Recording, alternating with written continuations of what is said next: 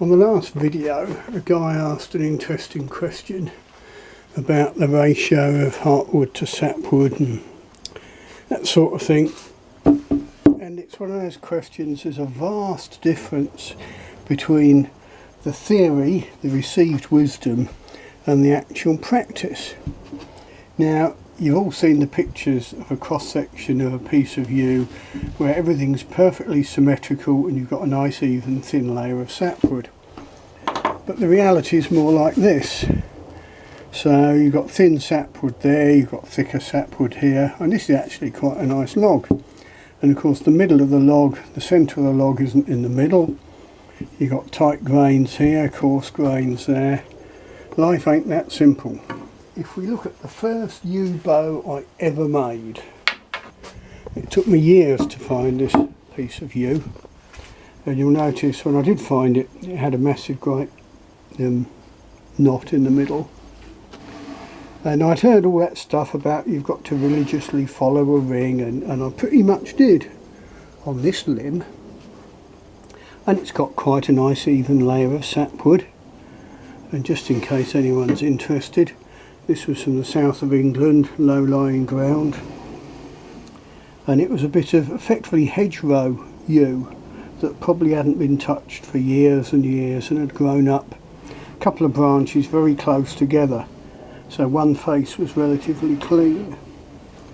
But when you get to here, you can see, or hopefully you can see, if I can get the light right, I had to step down through approximately, let's count, 1, 2, 3, 4, 5, 6, 7, 8, 9 or 10 growth rings. You see it's actually got a patch on there, but that was only done relatively recently. Because the sapwood dipped down hugely here towards the belly, and if I'd followed the sapwood I'd have had no heartwood at all at that point. And we're back to that question, well, how much heartwood do you actually need? So right, we've already killed one myth about you mustn't violate growth rings. Alright, I've violated them. Alright, I've done it at an angle. I've maintained an even thickness of sapwood, and to my mind that's the more important thing. This is about a 70 pounder, and it's still a nice shooting bow, and the wood's a lovely colour now. So right, we've blown one myth, you don't have to follow growth rings. How much heartwood and how much sapwood do you actually need? Well, if your sapwood is absolutely clean and perfect with no pin knots and everything, you can probably get away with, I don't know, 1/8 of an inch, 3.2 millimeters in metric. You know, a little bit more than that is nice, 3/16, quarter, whatever, a nice even layer. So let's have a look at twister, which is what I'm modelling this latest bow on, and you'll see here it's been decrowned. So the sapwood was too thick, and if I'd left full thickness of sapwood and just removed heartwood to try and get the draw weight up, I'd have ended up with very little heartwood. But this is deceptive because it was a small diameter log. What looks to be very thin heartwood there is of course thicker in the middle. So it looks like I've got wafer thin heartwood. It's hard to see at the end really because of the shape of the bow, but it shows more on the new stave. But the important thing to note is it's been decrowned. So let's look at the new stave that I'm working on. I've done nought since the last video except plug those 2 knots. But if we look on the end, you'll see thick sapwood. The heartwood looks a lot thinner at either edge, well, especially this edge because it's all slightly on the thing. But if we round the heartwood belly slightly, we'll end up with a sort of oval layer of heartwood, and we'll have to do similar to the sapwood, i.e. reduce it. We can follow a ring, or we could decrown it if it was a bit ridged at the back, but it's relatively flat. but it's a matter of reducing the two and ending up maybe 50-50 heartwood sapwood. Because it's curved, you could end up so it looks like it's almost all sapwood on the side, but you have got sapwood in the middle. Which then brings us to the teeny tiny shorty bow. Well, this was all sapwood, just to see what you could do with a bit of sapwood. And of course you'd almost bend it double because it's so supple. Then I added a little spliced area of heartwood up the belly just to see what it would do.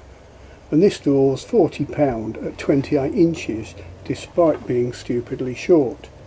And I'll link in the description to the video of that. But at the end of the day, it's a compromise. You've got to use what wood is available. If you haven't got much heartwood, due to say the way it's split out or the size of the log, then yeah, by all means allow more sapwood, especially up near the grip where you just want a bit of bulk, especially if you want to narrow the grip.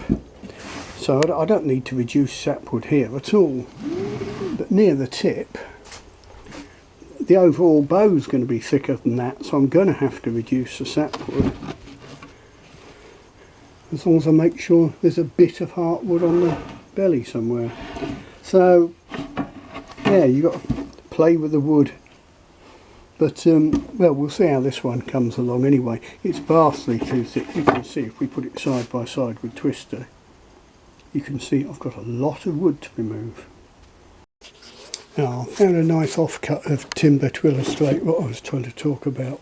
Now, if we look at this was the sapwood I took off the back of the last bow, the one that I ended up bamboo backing. So there's the heartwood there on the belly, but if we look from the side, it's all sapwood.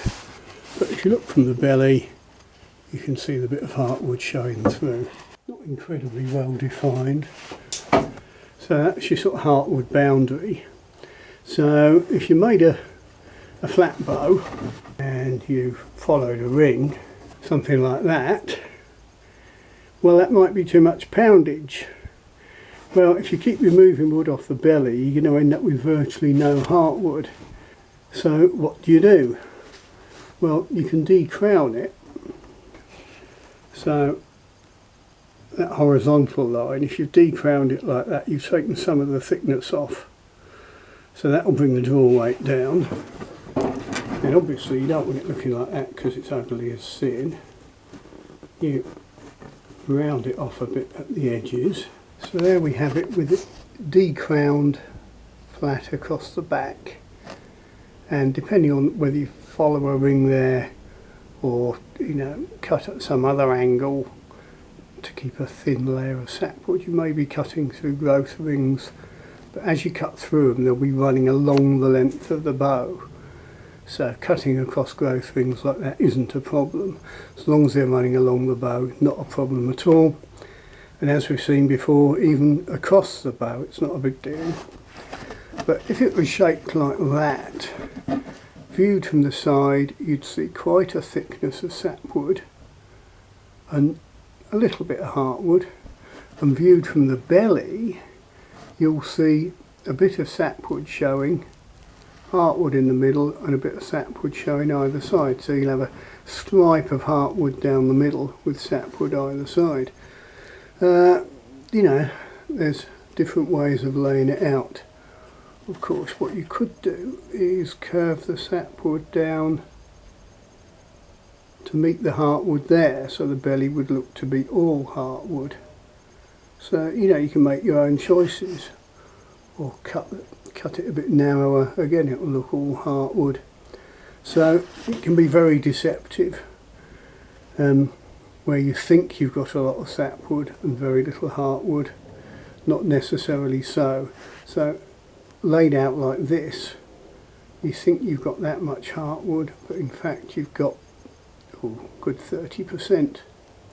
In fact, that's a good way of looking at it. What's the ideal ratio?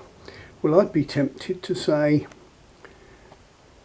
a third of the bow sapwood, a third of the bow heartwood, and the third in the middle don't blinking matter. sapwood, heartwood, but bang a bit of balsa wood in there if you like, because most of the stress is in the outer fibres of the back and belly.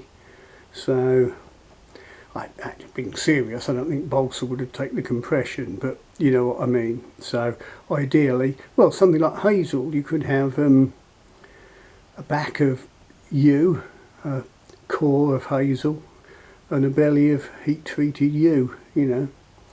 Anyway, I hope that's been of some use.